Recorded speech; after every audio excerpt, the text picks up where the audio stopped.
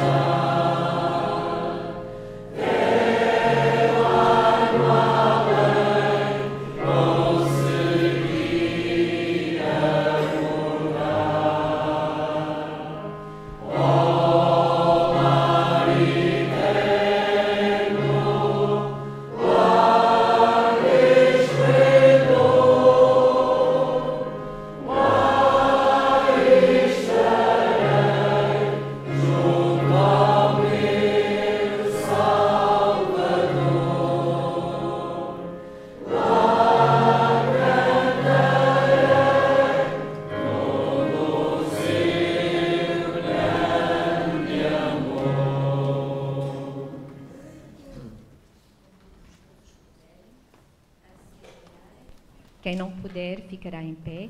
Vamos orar.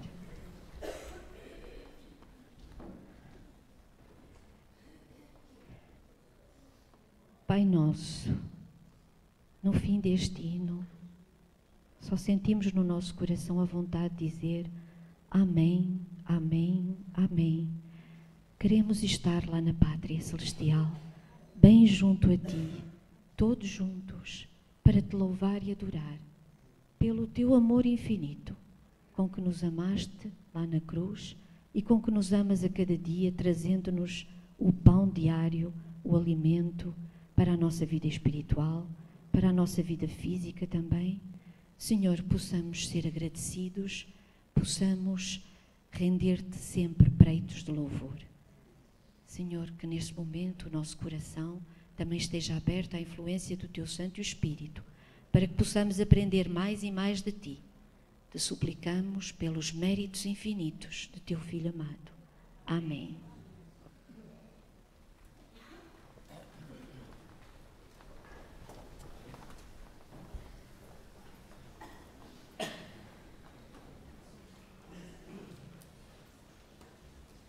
irmãos, podemos concluir que as férias acabaram. Então, por que é que eu digo isto? Porque nós para a semana vamos começar com o nosso método normal, que é as unidades de ação.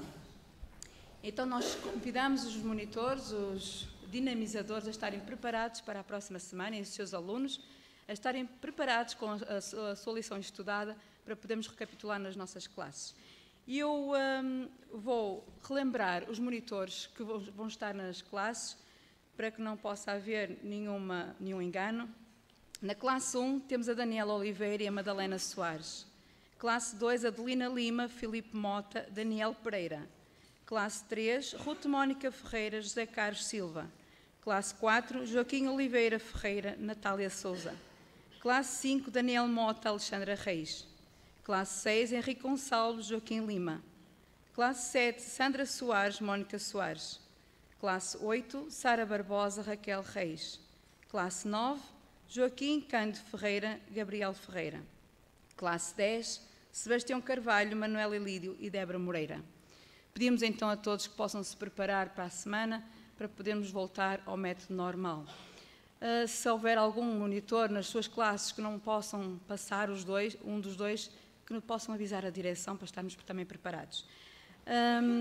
Agora de seguida vamos ter a nossa recapitulação da lição desta semana e para isso nós convidamos o nosso irmão Luís Moreira da Oliveira de Douro e nós agradecemos já a sua disponibilidade para passar aqui a lição e vamos então passar a esse momento. A todos uma boa lição.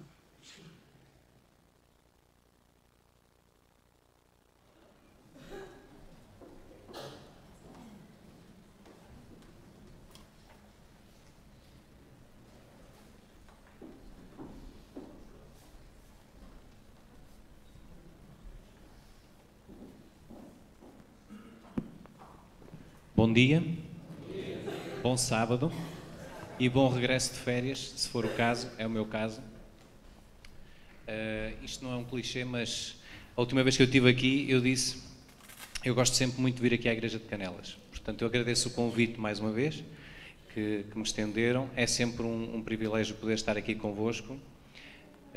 Apesar de que a passagem da lição ou a recapitulação da lição da Escola Sabatina em classe única acaba sempre por ser um bocadinho, não vou dizer ingrato, mas um bocadinho mais difícil. Difícil no sentido de que o objetivo da lição da Escola Sabatina é todos podermos participar.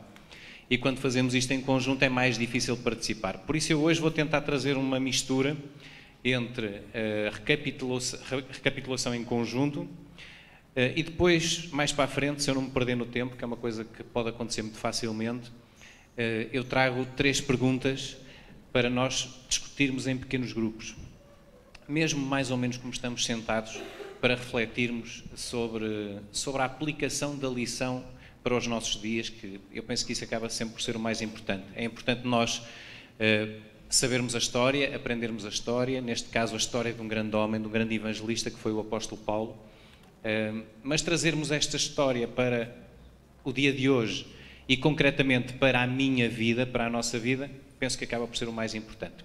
Eu vou pedir lá em cima à equipa técnica, ok, já estão ali a projetar a terceira viagem missionária de Paulo.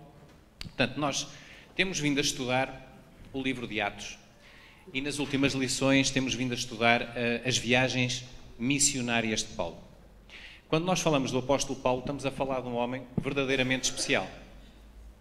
Não sei se já repararam, com certeza que sim, ou talvez não tenham pensado nisto desta maneira, mas quase metade do Novo Testamento é um legado deste homem. Quase metade, quase 50% do Novo Testamento é um legado que vem do apóstolo Paulo. E se nós nos demorarmos a olhar para aquela que foi a vida dele, apesar de nós não conseguirmos ter a percepção clara daquilo que foi mesmo a vida deste homem, porque quando pensamos um bocadinho, conseguem assim rapidamente pensar qual foi o estilo de vida deste homem. Inicialmente, antes de se converter, quem é que ele era? De nome? Saulo. Conhecido por Saulo de Tarso. Educado onde? Por um dos maiores, ou por quem? Podemos dizer assim, por um dos mais reconhecidos mestres em Israel, um doutor da lei, hoje diríamos assim, um professor top a nível mundial, certo? Era assim que nós diríamos. Portanto, se havia professores bons, excelentes, ele teve dos melhores. Gamaliel. Este homem era conhecedor da palavra de Deus, conhecedor da lei. Era zeloso ou não?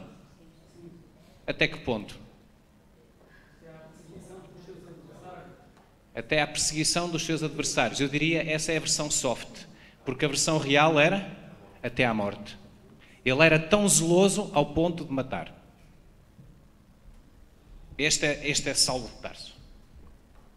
Um homem letrado, um homem conhecedor da palavra, um homem educado pelas mais altas escolas da altura, pelos mais altos mestres, mais conhecedores, um homem zeloso, um homem capaz de levar até à morte o seu zelo. Mas no decurso das suas missões, enquanto ele, nesse seu zelo, procurava eliminar esses tais hereges do caminho, acontece algo extraordinário na sua vida. Numa viagem para Damasco, ele tem um encontro pessoal com Cristo. E nesse encontro pessoal com Cristo, ele é transformado. E vamos resumir esta história. E depois dessa transformação, ele inicia uma nova jornada na sua vida. Continua a ser zeloso? Até que ponto? Até à morte. Mas a morte de quem agora? A sua morte. Incrível esta transformação, não é? Um homem zeloso até à morte dos outros é transformado e torna-se um homem zeloso até à sua própria morte. E reparem que e nós, ao longo desta lição, desta semana, há aqui um ponto lá pelo meio da viagem, nós já vamos ver aí o pormenor, em que alguém diz, instado pelo Espírito, até diz a palavra de Deus, não é? Alguém diz a Paulo o quê? Recordam-se? Lá pelos lados de Mileto, alguém lhe diz, não vás, porque receamos o que te possa acontecer. Mas isso já o próprio Paulo tinha dito antes, não é? O próprio Paulo tinha essa noção, mas independentemente do que lhe pudesse acontecer, onde é que ele tinha os seus olhos? Focados na sua missão.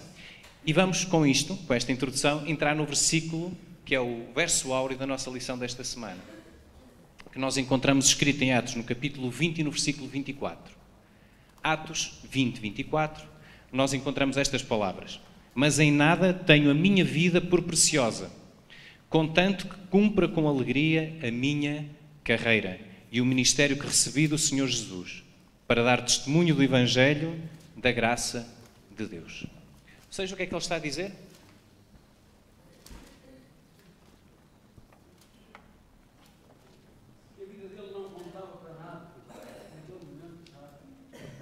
A sua vida, para ele próprio, não era o mais importante. O que é que era mais importante? Cumprir a sua, que ele diz aqui, a sua carreira, a sua missão. E a sua missão era? Com alegria, é verdade.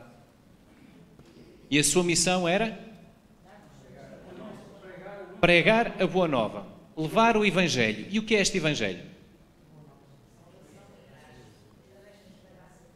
Eu já ouvi ali, é verdade, o Evangelho são muitas coisas, mas é uma coisa antes de todas as outras.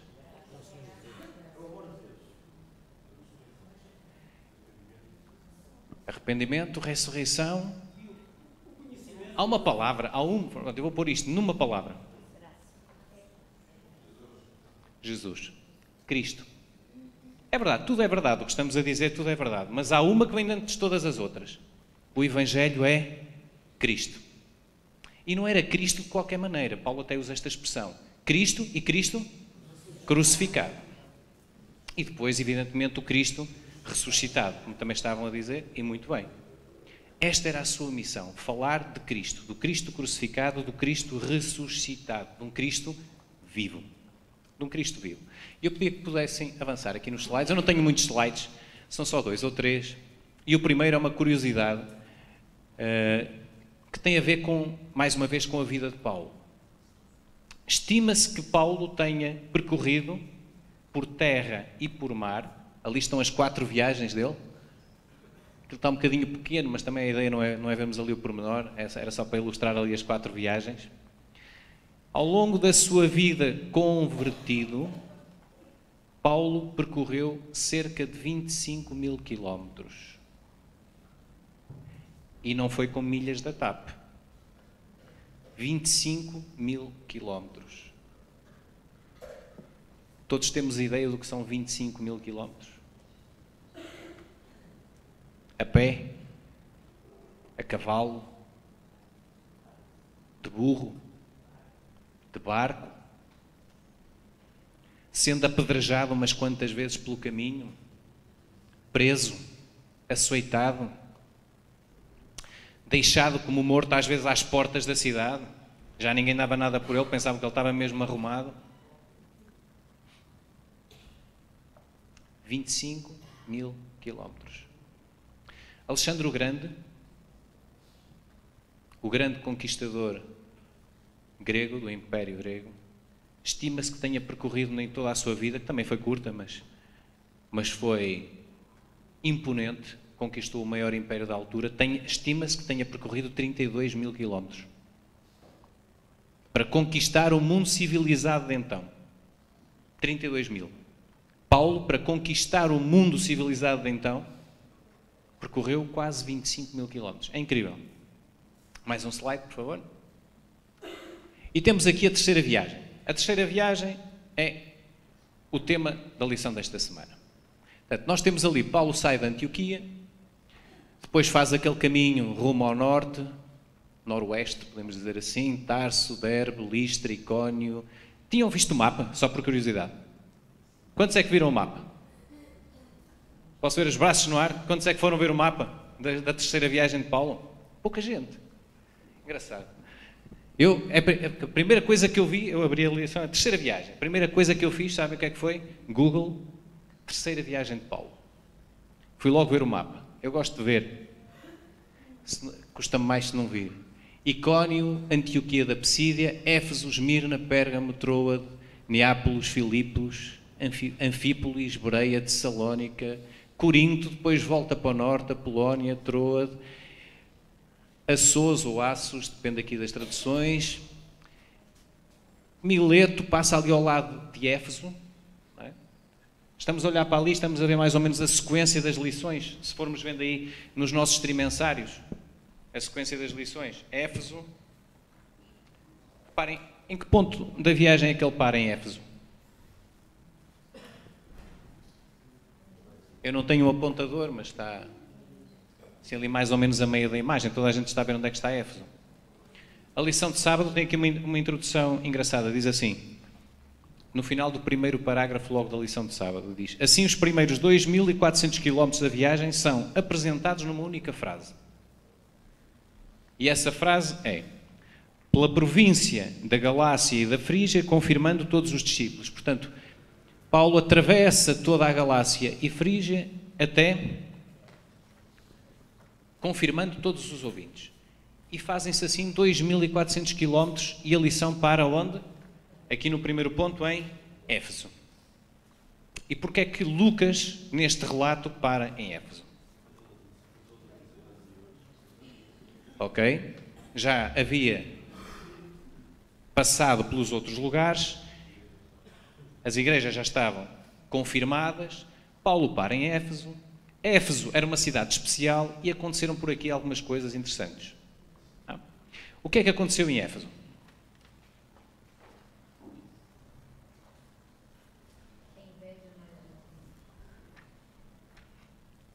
Várias coisas. Houve inveja.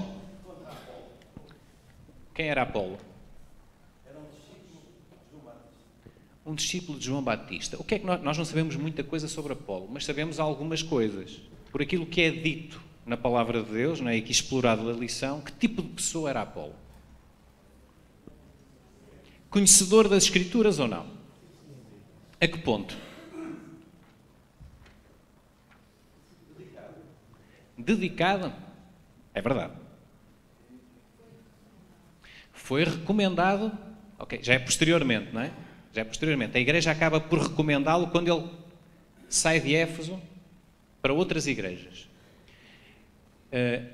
Ellen White, no livro Atos dos Apóstolos, que até está aqui um trecho sobre isso na nossa lição, ela usa uma expressão, quando Paulo chega a Éfeso, diz-nos a lição que ele encontra 12 crentes.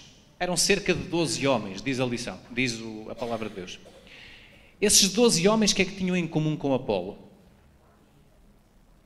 Também eram discípulos de João Batista. Na Bíblia nós encontramos esta expressão. Eles conheciam o batismo de João. O que é que isto quer dizer? Eles conheciam o batismo de João. Na prática quer dizer o quê?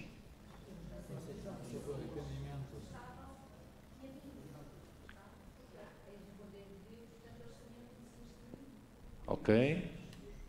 Tinham aceito Jesus como Messias, ok? Portanto, já eram cristãos, podemos dizer assim? Já eram cristãos, ok? Não sabiam era tudo. Então, reparem, o que era o batismo de João? Como é que ele batizava? Pelo arrependimento. Esta era a palavra-chave do batismo de João. João batizava apelando ao arrependimento. Arrependei-vos porque é chegado o reino dos céus. É chegado o Messias. É chegado o Messias. Esta era a mensagem de João. E não sabemos bem porquê. Aqui o autor da lição também nos diz, provavelmente Apolo e estes homens, depois de terem estado em contacto com João, devem-se ter afastado geograficamente daquele lugar. Portanto, não tomaram conhecimento dos acontecimentos posteriores, nomeadamente o ministério de Cristo, a morte de Cristo, a forma como Cristo morre, a forma vergonhosa como Cristo morre. Vamos pensar como um judeu, ok? Porque nós estamos a 2000 anos de distância, para nós é muito mais fácil. É muito mais fácil aceitar um Cristo que morreu e ressuscitou e está vivo. Isto para nós é relativamente fácil de aceitar.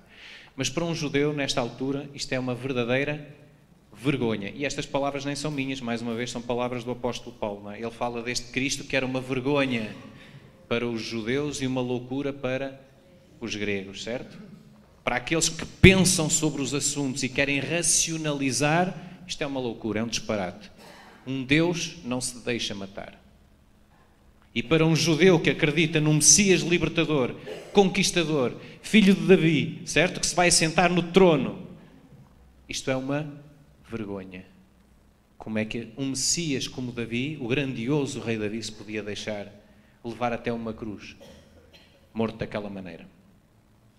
Apolo e estes 12 homens desconheciam os últimos acontecimentos. 45? É o tempo? É? 10h45? Ok, tenho que gerir aí o tempo. Apolo e estes 12 homens desconheciam os últimos acontecimentos. E reparem o que é que a lição nos diz, seguindo mais ou menos aqui o nosso trimensário. Lição de domingo. Quando Apolo chega e começa a falar com conhecimento, com autoridade, autoridade a tal ponto que a palavra de Deus nos diz que ele conseguia convencer os judeus, usando a palavra, de que Cristo era o Messias. Mas alguém no meio daquele discurso ouviu Apolo falar. Áquila e Priscila. E quando ouviram Apolo falar, o que é que eles perceberam? Que era preciso uma atualização, um update. Não é? É preciso fazer aqui um refresh. Eles conheciam muita coisa. Ele, Apolo, era conhecedor das Escrituras, mas era preciso fazer uma atualização. E Áquila e Priscila convidam Apolo e o que é que fazem? Contam-lhe, põem-no a par do que é que tinha acontecido depois do batismo de João. O que é que aconteceu a Jesus Cristo? Isto é uma grande lição para nós, sabem? Porque nós achamos que, sendo adventistas do sétimo dia, que somos... Achar que somos os conhecedores da verdade até é bom. Mas muitas vezes nós achamos é que somos os donos da verdade. E quando nós achamos que somos os donos da verdade, estamos a agir não como Apolo. Ellen White usa, e nós na igreja conhecemos este termo com certeza, o termo da verdade presente. Isto não é uma novidade para ninguém, pois não? O termo da verdade presente. O que é que isto quer dizer, a verdade presente?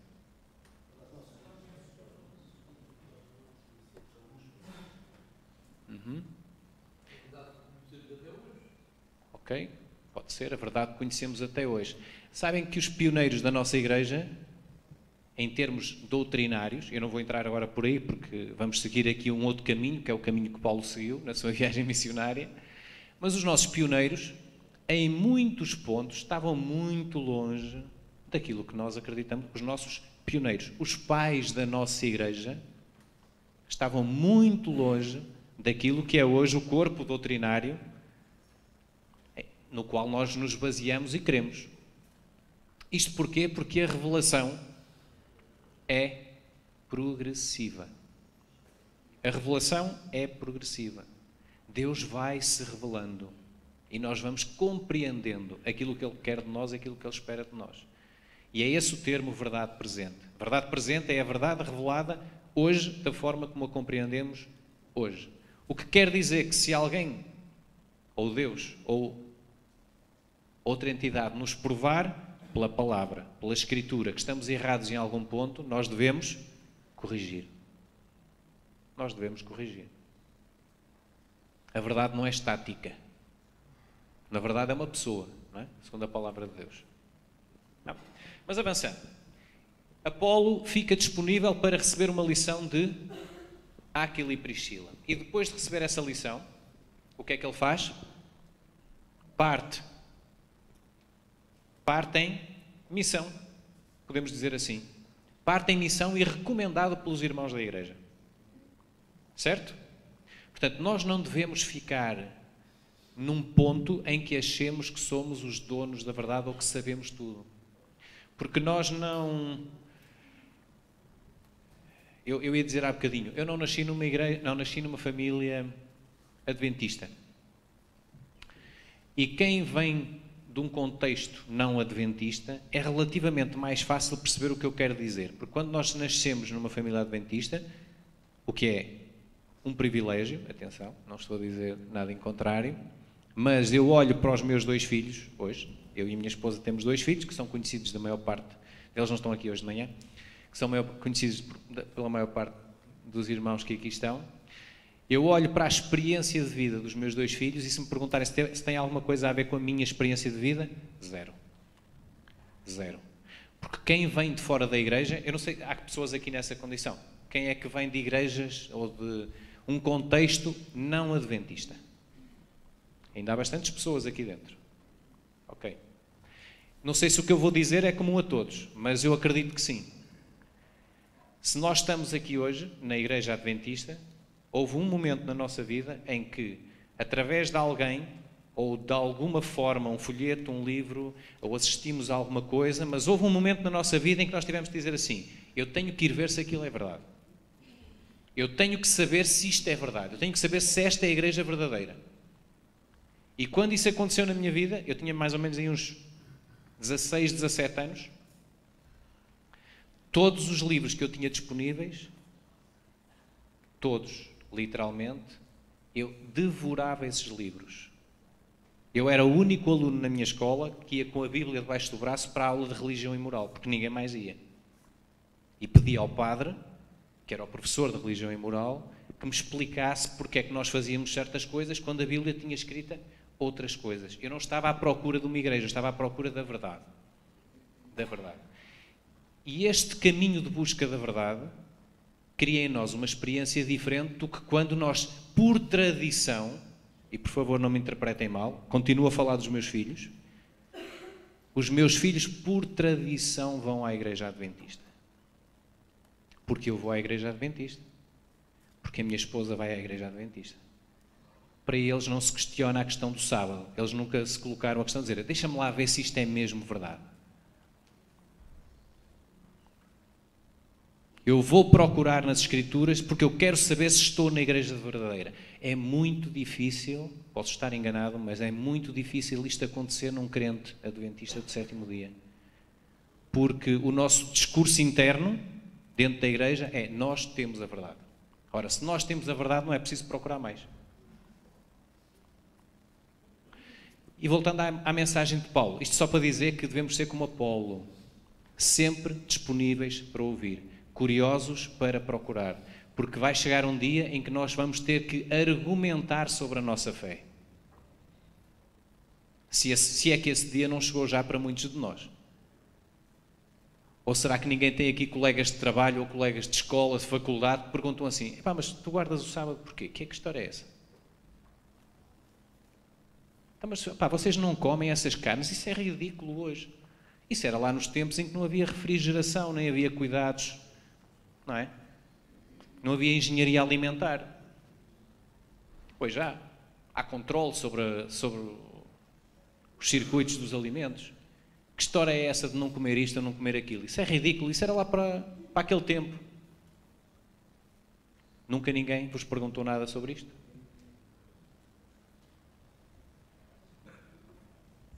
E se calhar a nossa resposta é o quê? Qual é a explicação que nós damos?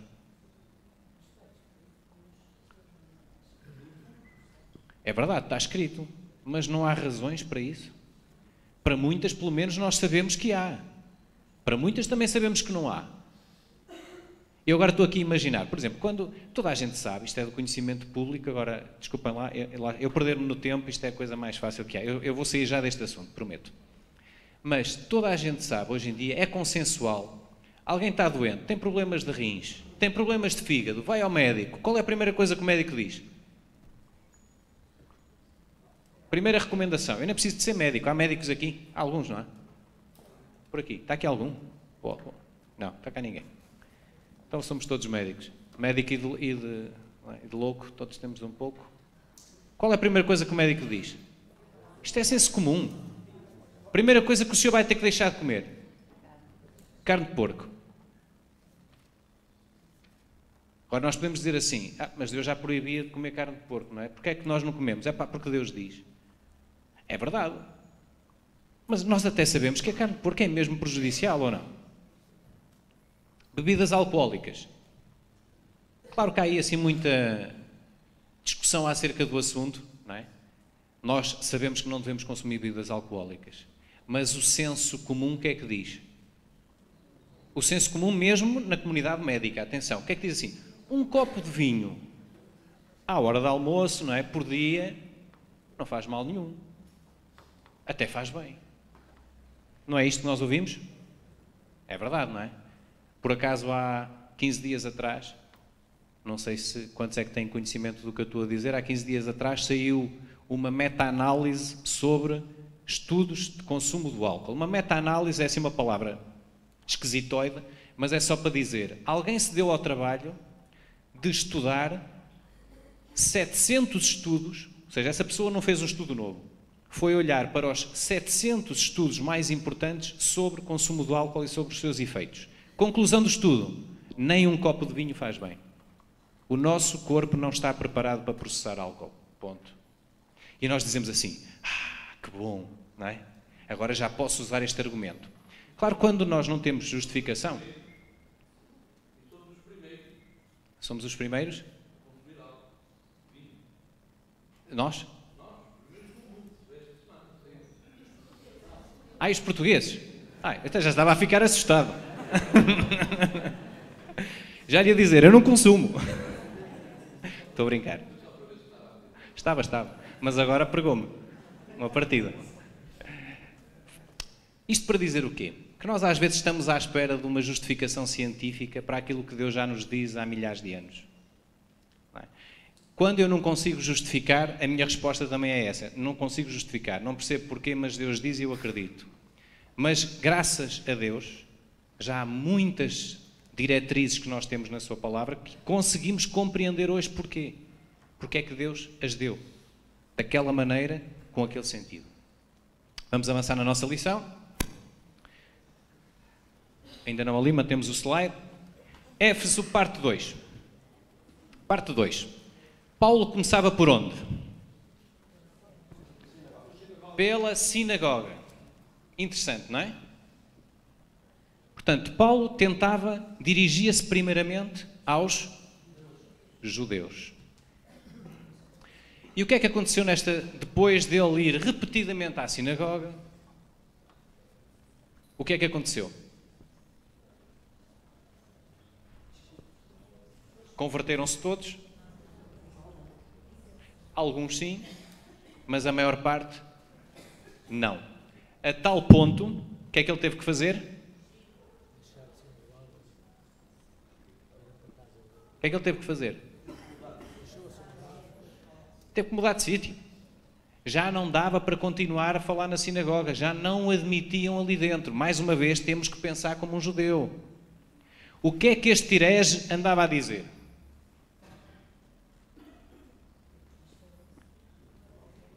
Cristo, esse Nazareno, certo? Essa seita do caminho, que era assim que os primeiros cristãos eram conhecidos, não é? Ninguém lhes chamava cristãos, eles eram os do caminho, eram a seita do caminho. Esses do caminho, e mais, o que é que ele dizia mais? O que é que este traidor dizia?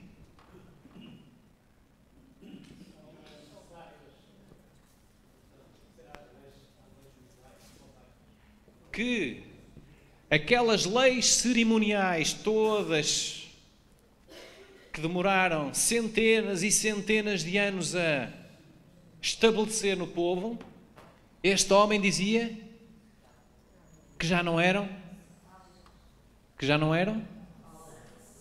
necessárias. O que é que ele dizia mais? Que também já não era preciso ser circuncidado. Porquê?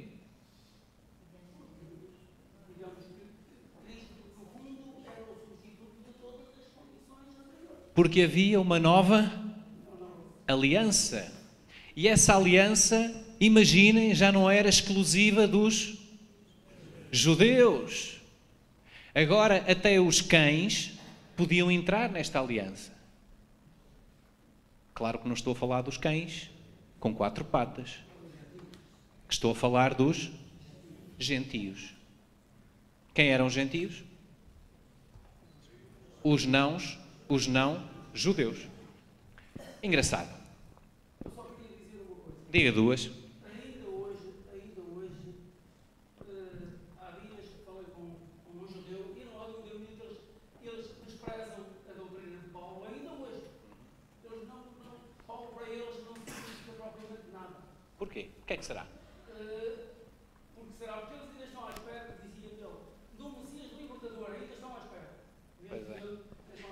Se fosse só isso... Para eles o Messias, Jesus Cristo, propriamente, digamos que é quase montado. Pois. E foi aquilo que eu me apercebi. Sabem, claro que sabem. Eu não estou a trazer nenhuma novidade para ninguém. Israel era a nação eleita, escolhida. Tinha um sacerdócio santo. Eles foram escolhidos para serem a luz do mundo. Uma luz que eles esconderam. Uma luz que eles deturparam para os outros. E porquê é que os judeus não aceitam esta mensagem de Paulo? Porque basicamente aquilo que Cristo termina é este privilégio para o povo judeu. E por isso Paulo diz, perante Cristo não há judeu nem gentio. E isto, se nós quiséssemos pôr isto nas palavras de hoje, na vida de um judeu é uma facada nas costas. Que eles não estavam dispostos a aceitar. Não estão dispostos a aceitar.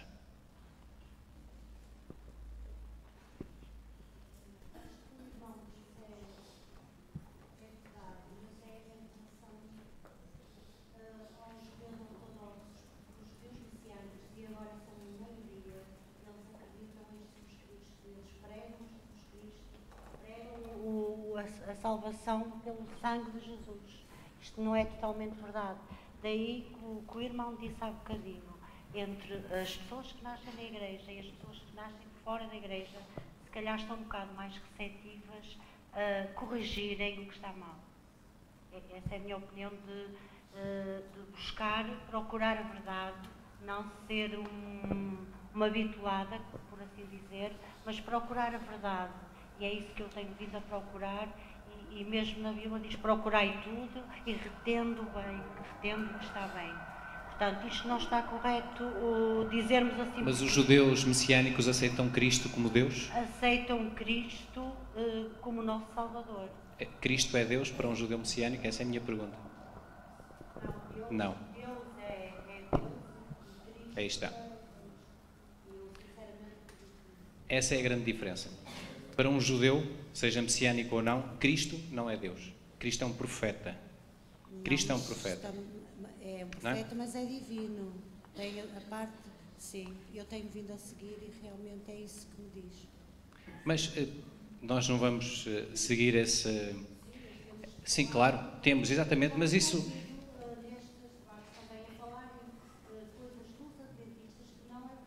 Claro. Claro. Nós temos que ser como os crentes de Bereia. Ouvimos e depois vamos procurar se assim corresponde à verdade ou não. Não é? Portanto, deixo o convite a todos de procurarem. Nós não temos tempo de aprofundar esta questão, mas deixo o convite a todos. Vão procurar esta informação junto da comunicação oficial judaica e confirmem qual é a forma como os judeus interpretam o ministério de Cristo. Nessa altura e hoje. Ok? Mas vamos avançar. Então, Éfeso parte 2. Temos, primeira parte, Paulo fala na sinagoga. Segunda parte, Paulo continua a sua pregação fora da sinagoga. Terceira parte, temos milagres relatados, inclusivamente com peças de roupa de Paulo, que até podem parecer uma coisa relativamente estranha, não é? Como é que peças de roupa podem curar doentes? Porque é isso que está aqui relatado. É isso que está relatado no livro de Atos. E uma pergunta que podíamos fazer é: será que isto é mais ou menos a mesma coisa que magia hoje? Será que podíamos chamar magia? Ou são coisas diferentes? São iguais? Pode parecer. A lição explora isso no auxiliar do monitor. Não sei quantos é que tem o auxiliar do monitor, mas no auxiliar do monitor, na página 135 do nosso trimensário,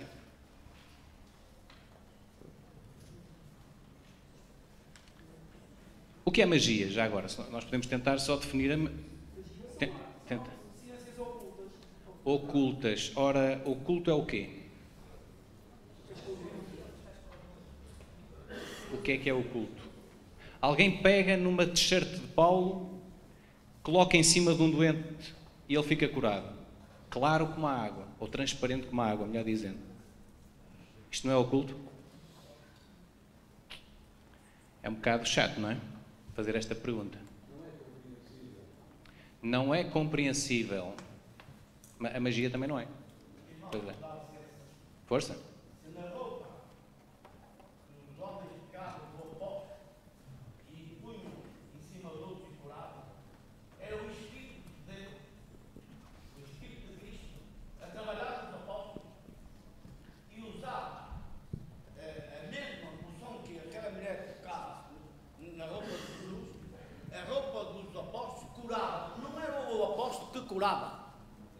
Era o Espírito de Deus, era Cristo que estava fazendo milagres para que a sua obra fosse expressa naquele lugar.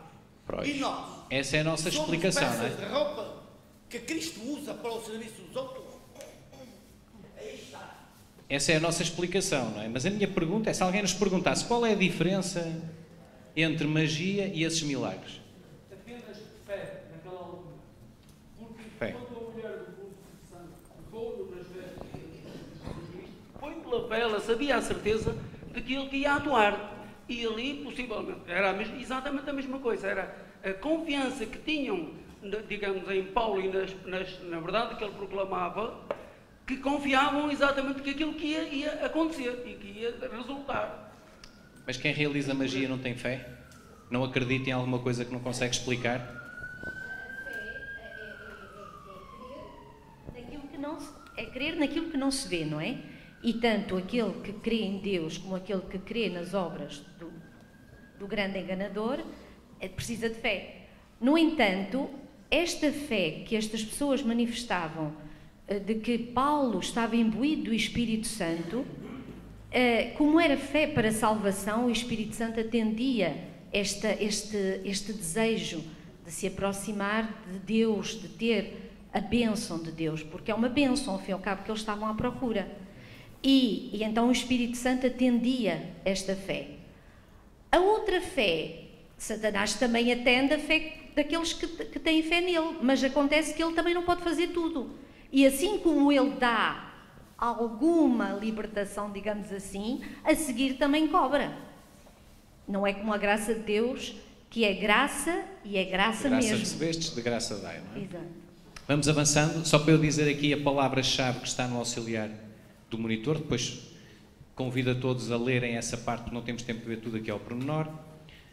Diz assim aqui na página 135, logo no topo da página: este princípio, este que estamos a falar, o princípio do sobrenatural, porque o sobrenatural atua naquilo que nós designamos por milagre, mas também atua naquilo que nós designamos por magia.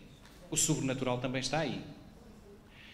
Diz aqui a nossa lição. Esse princípio resume-se numa palavra: intenção.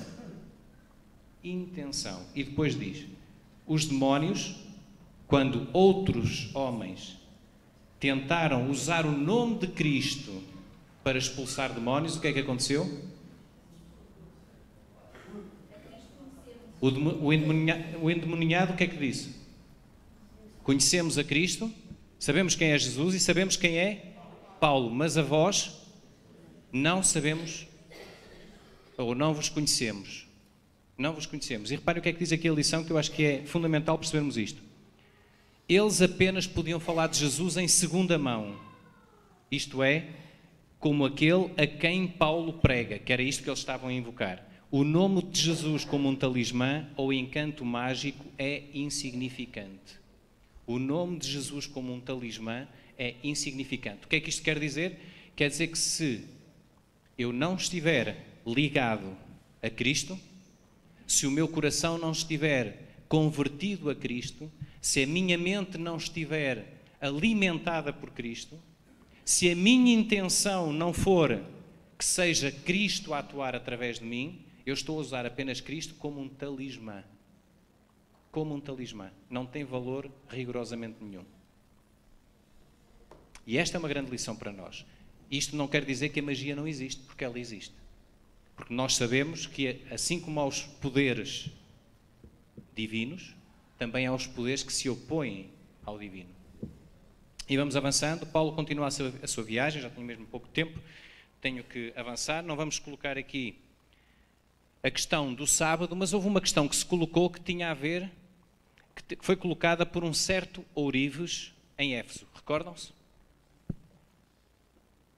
Que questão é que Demétrio colocou? Duas questões que ele colocou. Primeiro. Ok, então os dois argumentos que Demétrio usa. Estas doutrinas vão acabar com o nosso negócio. Porque esta doutrina diz que não se podem ter imagens de outros deuses. Quer dizer que o nosso negócio vai terminar. Mas, mais grave do que isso, diz ele, estas doutrinas põem em causa a grande deusa Diana ou Artemis, a grande deusa dos Efésios. Que forma tão subtil de movimentar uma cidade, já repararam? Com dois argumentos fortíssimos. dinheiro. 2, religião. Costuma-se dizer que há dois tabus quando se fala com as pessoas, não é? Religião e futebol. Não se discute com ninguém. Todos têm a sua razão. Demétrio consegue, de uma forma muito hábil, movimentar uma cidade, que não levou depois, felizmente, a graves consequências. Gerou-se um grande tumulto, mas acabou tudo por se acalmar. Paulo parte, continua a sua viagem, a sua missão, já passei o meu tempo, e vou pedir, já não vamos ter tempo de discutir as 3 perguntas, mas pelo menos eu deixo-vos as 3 perguntas para vocês pensarem um bocadinho sobre elas. Eu há bocadinho, quando falava de vir de uma família não adventista, e era exatamente no sentido que a irmã estava ali há bocadinho a dizer, estamos mais disponíveis para procurar. Não somos mais nem menos privilegiados. Estamos mais disponíveis para procurar. E eu gostava de vos deixar 3 perguntas para vocês pensarem rapidamente, não vamos ter tempo de as discutir aqui, mas que vêm ao encontro, a primeira delas, da justificação piedosa que nós muitas vezes usamos para as nossas ações. Muitas vezes nós encontramos justificações na igreja, nas coisas que fazemos na igreja, usamos essas coisas para justificar a nossa conduta de vida ou determinadas ações que fazemos. Esta era uma das primeiras perguntas que eu vos trazia para discutirmos. Herdei o negócio da minha família. A fábrica não pode parar ao sábado, mas não considero esse dia como trabalho. Dou o lucro como oferta à igreja. Não sei se conhecem casos reais. Conheço alguns. Até conheço outros que não têm a ver com o trabalhar ao sábado, têm a ver com qual é o negócio da família. Isto é para terminar? Não. Qual é o negócio da família? Que é outra questão que se pode levantar. Muito rapidamente, como é que termina aquela frase? Não considero isto como trabalho. Ou seja, o que é que eu estou a fazer aqui na minha consciência? Vou encontrar uma justificação plausível. E a justificação plausível é, bom, a fábrica não pode parar. Se eu parar a fábrica ao sábado, se calhar nós vamos falir. E se eu for à falência, eu tenho ali 10 famílias que vão passar mal. Moralmente eu não posso fazer isto. Então eu vou fazer o seguinte, eu vou pegar no dinheiro daquele dia e vou dar na igreja. Parece ridículo o que eu estou a dizer, não é? Parece ridículo o que eu estou a dizer, mas acreditem que nós usamos muitos esquemas parecidos com este. Ao longo da nossa vida, em situações mais graves ou menos graves, usamos muitos esquemas parecidos com este. Encontramos um caminho para aplacar a nossa consciência, a voz do Espírito que está a falar. Deixem-me partilhar convosco uma... partilho na última pergunta, vamos avançar. Eu já passei mesmo tempo. Pergunta seguinte. Não compreendo como perdes tanto tempo com as coisas da igreja. Se investisses mais na tua carreira profissional, conseguias chegar longe. Também nunca ouvimos coisas destas? De quem? De quem? Colegas de trabalho? Mais. Família que não é adventista, certo? Que muitas vezes olham para o tempo que nós dedicamos para as coisas da igreja e dizem assim, isso é ridículo. Não é? Se tu fosses católico, tenho alguns familiares que me dizem isto, eras um beato. Não é? Pelo menos na minha terra é assim que se chama. As pessoas que estão sempre na igreja são beatas. Eras um beato. Portanto, não percebo tanto tempo dedicado às coisas da igreja, todos os fins de semana, tantos acampamentos, tantas reuniões, tanta coisa. Isso é um absurdo. Mas também temos os colegas de trabalho. Se nós tivermos os nossos olhos focados na missão, como Paulo também tinha, sem nos queremos comparar àquilo que Paulo viveu e ao literalmente abdicar da sua vida, compreendemos o valor que este investimento tem. Última pergunta. Sou adventista do sétimo dia e sou assíduo nas atividades da igreja. Estou de consciência tranquila, tenho a certeza que faço o que Deus espera de mim. Recordam-se quando Paulo pediu que os anciãos de Éfeso fossem ter com ele já na viagem de regresso? Ele fez várias advertências. Ele começou por dizer: vistes a forma como eu vivi enquanto estive no meio de vós. Vocês viram como é que eu vivia. Não pedi nada a ninguém. Não ambicionava o ouro, prata ou a roupa que vocês vestiam. Aquilo que eu precisava, eu conseguia através do meu trabalho. Tentava não ser um peso para ninguém. Depois ele termina dizendo: acautelai-vos que no meio de vós vão aparecer lobos. Lobos que querem atrair a atenção para si. Querem que as pessoas os sigam. E como é que ele termina este discurso? Estou de consciência tranquila. Não são estas as palavras, mas é isto que ele está a querer dizer. Estou de consciência tranquila. Nos 3 anos que estive convosco, ele está a falar para os anciãos da igreja de Éfeso, nos 3 anos que estive convosco, tudo, de dia e de noite, o tempo todo, eu vos falei sobre Cristo.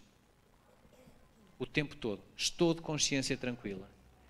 Será que nós podemos dizer a mesma coisa hoje?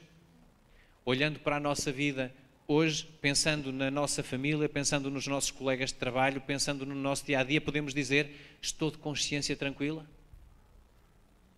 Fiz tudo o que podia? Disse o que podia e o que devia?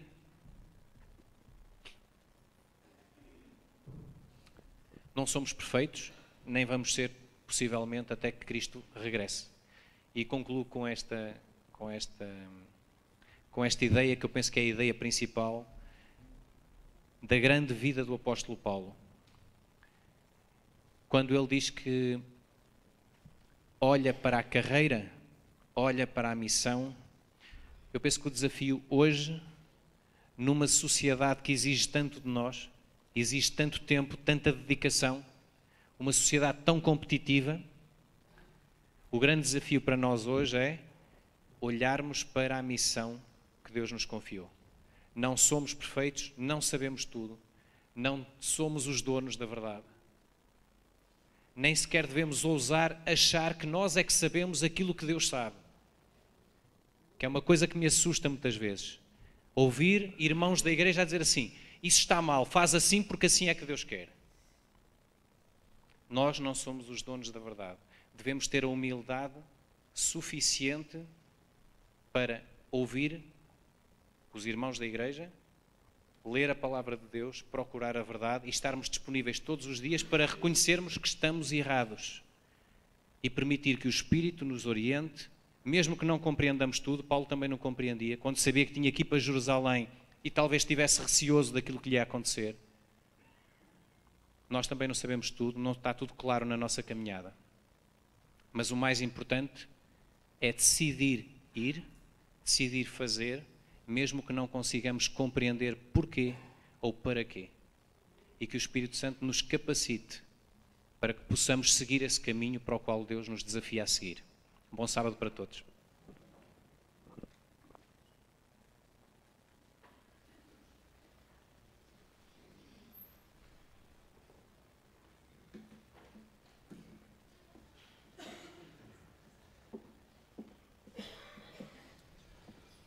O poema que vos trago esta manhã tem como título Não Estás Só.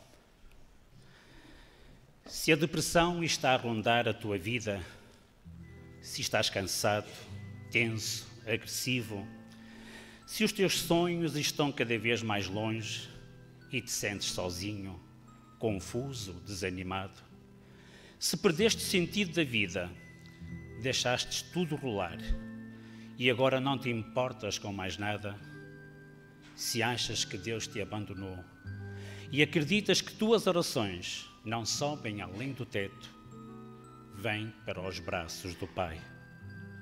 Não é porque afundaste que Ele vai deixar-te. Ao contrário, Ele está muito mais perto agora. Como um pai amoroso se compadece do seu filho, Ele está contigo. Como uma carinhosa mãe que está mais próxima do seu filhinho enfermo, Ele está aí, pertinho para tratar de ti. Então, filho, não sofras sozinho. Lança os teus temores para cima daquele que disse: venha a mim todo cansado e oprimido, e eu o aliviarei. Todo aquele que vem a mim, de maneira alguma o lançarei fora.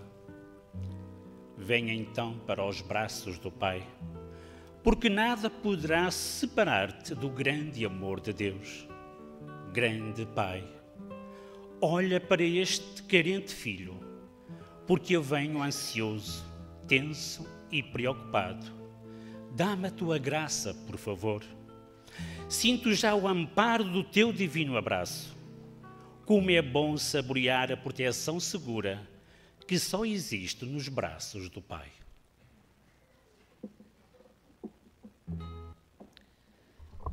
Nós agradecemos ao Pedro Pinto por esse momento de reflexão. Louvado seja Deus por isso. Temos aqui também, queremos dar graças a Deus, uma oferta para o que for necessário de 20 euros. Agora nós temos o momento do Ministério Pessoal, que vai ser apresentado pelo pastor Paulo Cordeiro. Então, a ele a nossa atenção.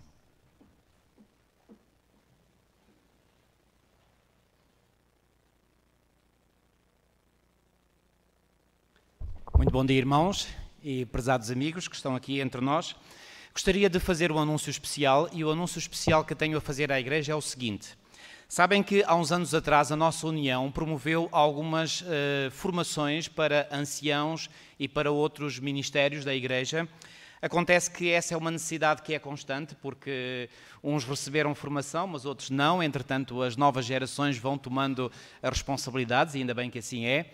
Pois bem, um dos problemas dessas formações é que, e várias pessoas tiveram a oportunidade de manifestar isso mesmo, é que os locais onde essas formações tinham lugar, muitas vezes eram afastados de algumas igrejas, ou de muitas igrejas.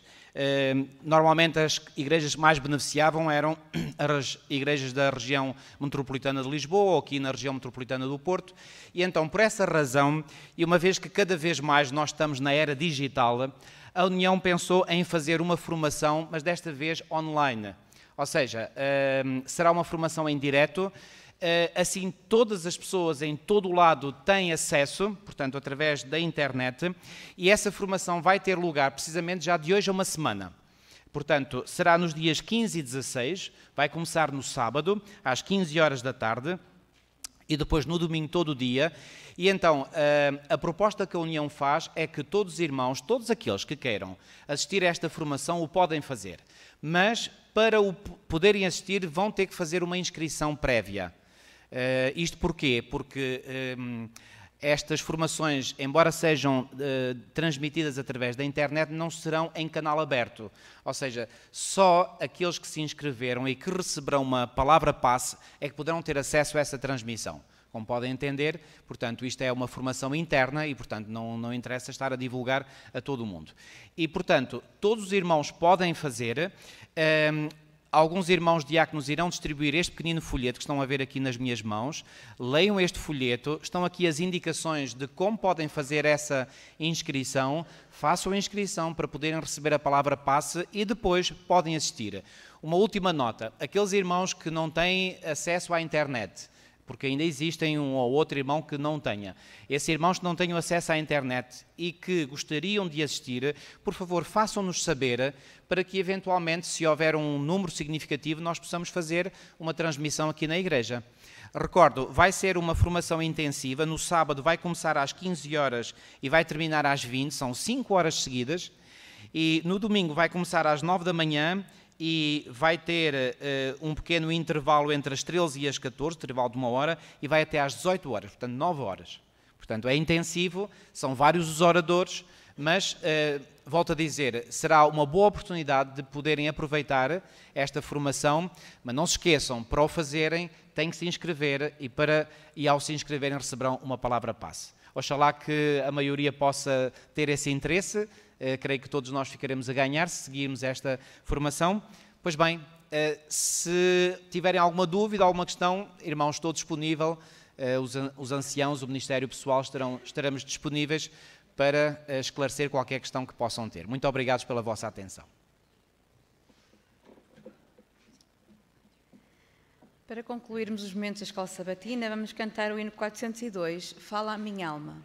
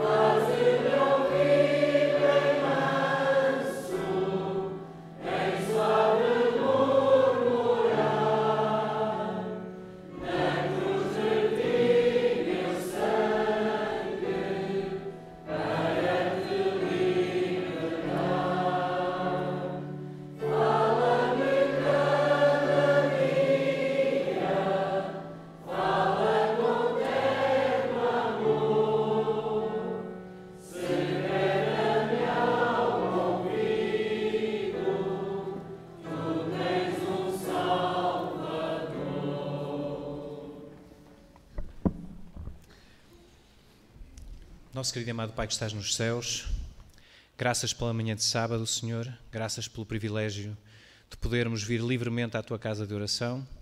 Graças, Senhor, porque podemos ouvir a Tua palavra, falar livremente sobre ela.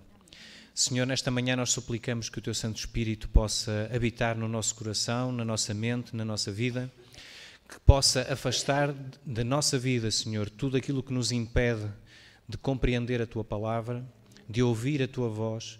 Cada um de nós sabe quais são as suas lutas pessoais, individuais, as nossas guerras, as nossas montanhas, que Tu nos dês a força que necessitamos, Senhor, para compreender a Tua vontade, para ouvir a Tua voz, para sentir a Tua capacitação e acreditar, Senhor, que Tu estarás sempre ao nosso lado quando decidimos seguir-te. Ajuda-nos também a olhar para o exemplo destes heróis da fé. Graças pela experiência do apóstolo Paulo, Senhor. Graças porque podemos olhar para ele e sentir-nos inspirados e motivados. Coloca essa vontade também de servir no nosso coração, Senhor. Ajuda-nos a fazê-lo com os dons, com os talentos que colocaste na nossa vida. Abençoa esta igreja em Canelas, abençoa as famílias desta igreja, os jovens, dos mais jovens até os mais velhos, Senhor, os irmãos mais velhos também, que eles possam ser um testemunho vivo nesta freguesia, Senhor, e que possam sentir a inspiração vinda do alto. Abençoa-nos a todos, abençoa a Tua igreja à face da terra e que a Tua igreja possa ser a luz no mundo, que possa conduzir todas as pessoas para Ti, que és o centro de tudo no universo. Fica connosco durante esta manhã, durante este dia, abençoa-nos e guarda-nos, te pedimos no nome santo de Jesus. Amém.